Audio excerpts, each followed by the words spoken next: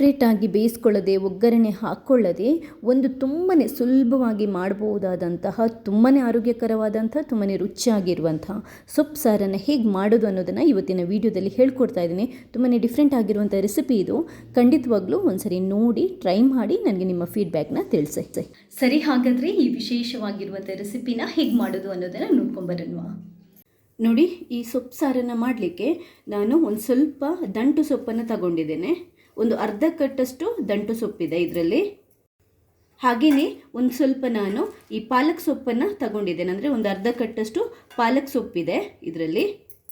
ಎರಡು ಸೊಪ್ಪನ್ನು ನೀಟಾಗಿ ತೊಳೆದ್ಬಿಟ್ಟು ಕಟ್ ಮಾಡಿಕೊಂಡು ನೀರನ್ನೆಲ್ಲ ಅಂದರೆ ಅದು ಡ್ರೈ ಮಾಡಿಬಿಟ್ಟು ಇಟ್ಟಿದ್ದೇನೆ. ಜಾಸ್ತಿ ಸೊಪ್ಪಲ್ಲಿ ಜಾಸ್ತಿ ನೀರು ಇರಬಾರ್ದು ನಾವು ಅಡುಗೆ ಮಾಡುವಾಗ. ಹಾಗೆಯೇ ಈ ಸೊಪ್ಪು ಸಾರಿಗೆ ನಾನು ಮಿಕ್ಸ್ ಆಗಿ ಯೂಸ್ ಮಾಡ್ತಾ ಇರೋದು ಹೆಸರು ಬೇಳೆನ ಒಂದು ಸ್ವಲ್ಪ ಹುರಿದುಕೊಂಡು ಅದನ್ನ ಒಂದು 5 ನಿಮಿಷ ನೀರಲ್ಲಿ ಹಾಕಿಟ್ಟಿದ್ದೀನಿ. ಯಾಕಂತಂದರೆ ಫ್ಲೇವರ್ ಚೆನ್ನಾಗಿ ಬರುತ್ತೆ ಮತ್ತು ಬೇಗ ಬೇಯುತ್ತೆ ನೀವು ಸ್ವಲ್ಪ ಹೊತ್ತು ನೀರಲ್ಲಿ ಹಾಕಿಟ್ರೆ. ಇವಾಗ ನಾನು ಈ ಸೊಪ್ಪು ಮತ್ತು ಬೇಳೆ ಸಾರನ್ನು ಕುಕ್ಕರಲ್ಲೇ ಮಾಡೋದು. ಮತ್ತು ಕುಕ್ಕರಲ್ಲಿ ಬೇಯಿಸಿ ಆಮೇಲೆ ಸಪ್ರೇಟಾಗಿ ಒಗ್ಗರಣೆ ಕೊಡೋದು ಏನೂ ಮಾಡ್ತಾ ಇಲ್ಲ. ಒಂದೇ ಸರಿಗೆ ಮುಗಿಯುತ್ತೆ ತುಂಬ ಸುಲಭವಾಗಿ. ಸೊ ಮೊದಲು ಒಂದು ಕುಕ್ಕರನ್ನು ಸ್ಟವ್ ಮೇಲೆ ಇಟ್ಟು ಚೂರು ಬಿಸಿ ಮಾಡಿಕೊಂಡು ಒಂದು 2 ಟೇಬಲ್ ಸ್ಪೂನಷ್ಟು ಕುಕ್ಕಿಂಗ್ ಆಯಿಲನ್ನು ಹಾಕ್ಕೊಳ್ಳಿ. ಇದಕ್ಕೆ 1 ಟೇಬಲ್ ಸ್ಪೂನಷ್ಟು ಸಾಸಿವೆನ ಹಾಕ್ಕೊಳ್ಳಿ. 1 ಟೇಬಲ್ ಸ್ಪೂನಷ್ಟು ಜೀರಿಗೆನ ಹಾಕೊತಾ ಇದ್ದೇನೆ. ಸಾಸಿವೆ ಮತ್ತು ಜೀರಿಗೆ ಸಿಡಿಬೇಕು. ಸಾಸಿವೆ ಮತ್ತು ಜೀರಿಗೆ ಸಿಡಿದ ನಂತರ ಒಂದೆರಡು ಒಣಮೆಣಸನ್ನು ಕಟ್ ಮಾಡ್ಕೊಂಡು ಹಾಕೊತಾ ಇದ್ದೇನೆ. 2 ಹಸಿಮೆಣಸಿನ್ಕಾಯಿನ ಸ್ವಲ್ಪ ಸ್ಲಿಟ್ ಮಾಡ್ಕೊಂಡು ಹಾಕ್ಕೊಳ್ಳಿ. 4-5 ಎಸಳು ಬೆಳ್ಳುಳ್ಳಿನ ಗುದ್ಬಿಟ್ಟು ಹಾಕೊತಾ ಇದ್ದೇನೆ. 1 ಈರುಳ್ಳಿನ ಕಟ್ ಮಾಡ್ಕೊಂಡು ಹಾಕೊತಾ ಇದ್ದೇನೆ. ಇದನ್ನ ಚೂರು ಫ್ರೈ ಮಾಡ್ಕೊಳ್ಳೋಣ. ಈರುಳ್ಳಿ ಕಲರ್ ಒಂಚೂರು ಚೇಂಜ್ ಆಗಲಿ. ಈರುಳ್ಳಿದು ಕಲರ್ ಚೂರು ಚೇಂಜ್ ಆದ ನಂತರ ಫಸ್ಟ್ ಬೇಳೆನ ಹಾಕ್ಕೊಳ್ಳೋಣ. ಒಂಚೂರು ಈ ಎಣ್ಣೆ ಇರುತ್ತಲ್ವ ಅದರಲ್ಲಿ ಈ ಥರ ಚೂರು ಮಾಡ್ಕೊಳ್ಳಿ. ಯಾಕಂತಂದರೆ ಆಗ ಬೇಗ ಬೇಳೆ ಬೇಯುತ್ತೆ. ಈಗ ಇದಕ್ಕೆ ಟೊಮೆಟೊನ ಹಾಕೊತಾ ಇದ್ದೇನೆ. 1-2 ನಾಟಿ ಟೊಮೆಟೊನ ಕಟ್ ಮಾಡ್ಕೊಂಡು ಹಾಕೊತಾ ಇದ್ದೇನೆ. ಚೂರು ಮಿಕ್ಸ್ ಮಾಡ್ಕೊಳ್ಳೋಣ ಅಷ್ಟೇ. ಈಗ ಇದಕ್ಕೆ ನಾನು ಈ ಸೊಪ್ಪನ್ನು ಹಾಕೊತಾ ಇದ್ದೇನೆ. 2 ವಿಧದ ಸೊಪ್ಪನ್ನು ಕೂಡ ಹಾಕೊತಾ ಇದ್ದೇನೆ. ಸೊಪ್ಪು ಹಾಕಿದ ನಂತರ ಒಂದು ಸ್ವಲ್ಪ ಹೊತ್ತು ಬಿಟ್ಬಿಡೋಣ. ಯಾಕಂತಂದರೆ ಅದೊಂದು ಸ್ವಲ್ಪ ಇದಾಗಬೇಕು. ಸ್ವಲ್ಪ ಇದು ಶ್ರಿಂಕ್ ಆಗುತ್ತೆ, ಅಂದರೆ ಆವಾಗ ನಮಗೆ ಮಿಕ್ಸ್ ಮಾಡಲಿಕ್ಕೆ ಈಸಿ ಆಗುತ್ತೆ. ಜಸ್ಟ್ ಮಿಕ್ಸ್ ಮಾಡ್ಕೊಳ್ಳಿ ಹೀಗೆ. ಇವಾಗ ನಾವಿದಕ್ಕೆ ಮಸಾಲ ಇಂಗ್ರೀಡಿಯೆಂಟ್ಸ್ಗಳನ್ನು ಹಾಕೋಬೇಕು. ಮೊದಲಿಗೆ ಒಂದು ಸ್ವಲ್ಪ ಹುಣಸೆ ರಸನ ಹಾಕೊತಾ ಇದ್ದೇನೆ. ನೀವು ನೋಡ್ಕೊಂಡು ಹಾಕ್ಕೊಳ್ಳಿ ಹುಣಸೆ ರಸ ಎಷ್ಟು ಬೇಕು ಅಂತ. ಚಿಟಿಕೆಯಷ್ಟು ಅರಶಿನ ಪುಡಿಯನ್ನು ಹಾಕೊತಾ ಇದ್ದೇನೆ. 1 ಟೇಬಲ್ ಸ್ಪೂನಷ್ಟು ಖಾರ ಪುಡಿನ ಹಾಕೊತಾ ಇದ್ದೇನೆ. ಖಾರ ನೋಡ್ಕೊಂಡು ಹಾಕ್ಕೊಳ್ಳಿ.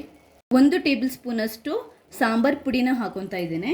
ಈಗ ಇದಕ್ಕೆ ಇನ್ನೊಂದು ಸ್ಪೆಷಲ್ ಇಂಗ್ರೀಡಿಯೆಂಟನ್ನು ಹಾಕ್ತಾ ಇದ್ದೇನೆ. ಅದೇನು ಅಂತಂದರೆ 1 ಟೇಬಲ್ ಸ್ಪೂನಷ್ಟು ಟೇಸ್ಟಿಂಗ್ ಪುಡಿ, ಮನೆಯಲ್ಲಿ ಮಾಡಿರುವಂಥದ್ದು. ಹೇಗೆ ಮಾಡೋದು ಅನ್ನೋದರ ಲಿಂಕನ್ನು ಡಿಸ್ಕ್ರಿಪ್ಷನ್ ಬಾಕ್ಸಲ್ಲಿ ಹಾಕಿರ್ತೀನಿ. ಒಂದು ವೇಳೆ ಟೇಸ್ಟಿಂಗ್ ಪುಡಿ ಇಲ್ಲ ಅಂತಿದ್ರೆ 2 ಟೇಬಲ್ ಸ್ಪೂನಷ್ಟು ಸಾಂಬಾರು ಪುಡಿನೇ ಹಾಕಬೇಡಿ, ಏನೂ ತೊಂದರೆ ಇಲ್ಲ. ಇದಕ್ಕೆ ಈಗ 1.5 ಕಪ್ಪಷ್ಟು ನೀರನ್ನು ಹಾಕೊತಾ ಇದ್ದೇನೆ. ಫಸ್ಟ್ ನಾನು ಮತ್ತೆ ಒಂದು ಅರ್ಧ ಗ್ಲಾಸಷ್ಟು ನೀರನ್ನು ಹಾಕ್ತಾ ಇದ್ದೀನಿ, ಅರ್ಧ ಲೋಟದಷ್ಟು. ಅಂದರೆ ನಮಗೆ ದಪ್ಪ ಎಷ್ಟು ಬೇಕು ನೋಡಿ ಅಷ್ಟು ನೀರನ್ನು ಹಾಕ್ಕೊಂಡು ಇದನ್ನ ಚೆನ್ನಾಗಿ ಮಿಕ್ಸ್ ಮಾಡ್ಕೊಳ್ಳಿ. ಟೇಬಲ್ ಸ್ಪೂನಷ್ಟು ಉಪ್ಪನ್ನು ಹಾಕೊತಾ ಇದ್ದೇನೆ. ರುಚಿಗೆ ನೋಡ್ಕೊಂಡು ಉಪ್ಪನ್ನು ಹಾಕ್ಕೊಳ್ಳಿ. ಉಪ್ಪು ಹಾಕಿದ ನಂತರ ಮತ್ತೊಂದು ಸರಿ ನೀಟಾಗಿ ಮಿಕ್ಸ್ ಮಾಡಿಕೊಂಡು ಈಗ ಇದು ನಾವು ಕುಕ್ಕರನ್ನು ಕ್ಲೋಸ್ ಮಾಡಿಬಿಟ್ಟು 4 ವಿಷಲ್ ಹಾಕಿಸ್ಕೋಬೇಕು. ಹೈ ಫ್ಲೇಮ್ ಇಟ್ಬಿಟ್ಟು 4 ವಿಷಲ್ ಹಾಕಿಸ್ಕೊಳ್ಳೋಣ. ಯಾಕೆ 4 ವಿಷಲ್ ಅಂತಂದರೆ ಚೆನ್ನಾಗಿ ಬೇಳೆ ಮತ್ತು ಸೊಪ್ಪಿದೆಯಲ್ವ ತುಂಬ ಚೆನ್ನಾಗಿ ಬೆಂದರೆ ಸೊಪ್ಪು ಸಾರು ಚೆನ್ನಾಗಿ ಬರುತ್ತೆ. ನೋಡಿ, ಈ ಸೊಪ್ಪು ಮತ್ತು ಬೇಳೆ ಚೆನ್ನಾಗಿ ಬೆಂದಿದೆ. ನಾನೊಂದು 4 ವಿಷಲ್ ಹಾಕಿಸಿ ಕುಕ್ಕರನ್ನು ಕಂಪ್ಲೀಟಾಗಿ ಪ್ರೆಷರ್ ಹೋಗೋ ತನಕ ಬಿಟ್ಬಿಟ್ಟು ಇವಾಗ ಓಪನ್ ಮಾಡಿ ನಿಮಗೆ ತೋರಿಸ್ತಾ ಇದ್ದೇನೆ. ಈಗ ನಾವಿದನ್ನ ಕುಕ್ಕರಲ್ಲಿ ಇರುವಾಗಲೇ ನೀಟಾಗಿ ಈ ಥರ ಸ್ಮ್ಯಾಶ್ ಮಾಡ್ಕೋಬೇಕು. ಮಸೆಯೋದಂತಾರಲ್ಲ ಆ ಥರ ಮಾಡ್ಕೋಬೇಕು. ನೋಡಿ, ನೀಟಾಗಿ ಸ್ಮ್ಯಾಶ್ ಮಾಡ್ಕೊಂಡಿದ್ದೀನಿ. ರುಚಿಯಾಗಿರುವಂತಹ ಸೊಪ್ಪು ಸಾರು ರೆಡಿ ಆಗಿದೆ. ನಿಮಗೆ ಇದು ತುಂಬಾ ದಪ್ಪ ಆಯಿತು ಅಂತಂದರೆ ಒಂದು ಸ್ವಲ್ಪ ನೀರು ಹಾಕಿ ಮತ್ತೊಂದು ಸರಿ ಕುದಿಸಿ. ನನಗೆ ಈ ದಪ್ಪ ಪರ್ಫೆಕ್ಟ್ ಆಗಿದೆ. ನಾನು ಇದನ್ನ ಮತ್ತೆ ನೀರು ಹಾಕ್ಲಿಕ್ಕಾಗಲಿ ಕುದಿಸೋಕ್ಕಾಗಲಿ ಹೋಗಲ್ಲ. ನೋಡಿ, ಇಷ್ಟೇ ತುಂಬಾ ಸುಲಭವಾಗಿ ನಾವು ಬೇಳೆನ ಸಪ್ರೇಟಾಗಿ ಬೇಯಿಸ್ಕೊಳ್ಳೋದೆ, ಸೊಪ್ಪನ್ನು ಸಪ್ರೇಟಾಗಿ ಬೇಯಿಸ್ಕೊಳ್ಳೋದೆ, ಸಪ್ರೇಟಾಗಿ ಒಗ್ಗರಣೆ ಹಾಕ್ಕೊಳ್ಳೋದೆ ಎಷ್ಟೊಂದು ಸುಲಭವಾಗಿ ಈ ಸೊಪ್ಪು ಸಾರನ್ನು ಮಾಡಿದ್ವಿ ಅಂತ. ತುಂಬಾ ಸುಲಭ. ರೊಟ್ಟಿ ಇರ್ಬೋದು ಅಥವಾ ಅನ್ನ ಇರ್ಬೋದು, ಮುದ್ದೆ ಇರ್ಬೋದು, ಎಲ್ಲದಕ್ಕೂ ತುಂಬಾ ಚೆನ್ನಾಗಿರುತ್ತೆ. ಒಳ್ಳೆ ಕಾಂಬಿನೇಷನ್ ಕೂಡ. ಒಂದ್ಸರಿ ನೀವು ಈ ಥರ ರೆಸಿಪಿ ಟ್ರೈ ಮಾಡಿ, ಖಂಡಿತವಾಗ್ಲೂ ನನಗೆ ನಿಮ್ಮ ಫೀಡ್ಬ್ಯಾಕ್ನ ತಿಳಿಸಿ. ಟೇಸ್ಟಿಂಗ್ ಪೌಡರ್ದು ಲಿಂಕ್ ನಾನು ಡಿಸ್ಕ್ರಿಪ್ಷನ್ ಬಾಕ್ಸಲ್ಲಿ ಹಾಕಿರ್ತೀನಿ.